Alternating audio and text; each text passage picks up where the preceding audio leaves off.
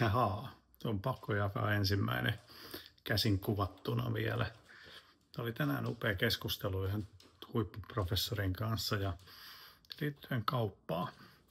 Niin muistakaa se, että koskaan kaupassa niin kysymys ei ole siitä tekniikasta tai siitä, että mitä teidän palvelu tai tuote teknisesti mahdollistaa, vaan kyse on aina hyödystä. Me ensin myydään aina hyöty. Eli idea on se, että jos järjestettäisiin vaikka jotain juhlia tai jotain muuta, niin mitä varten jonkun kannattaa tulla sinne, mitä varten jonkun kannattaa investoida 8-9 tuntia aikaa, mitä hän sillä ajalla saa. Jos se on kohdillaan, niin se, että mitä ne tapahtumat tai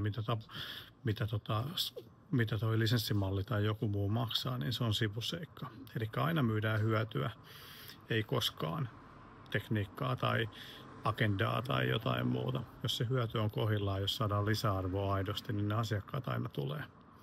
Paljon tsemppiä ja hyvää kesää kaikille.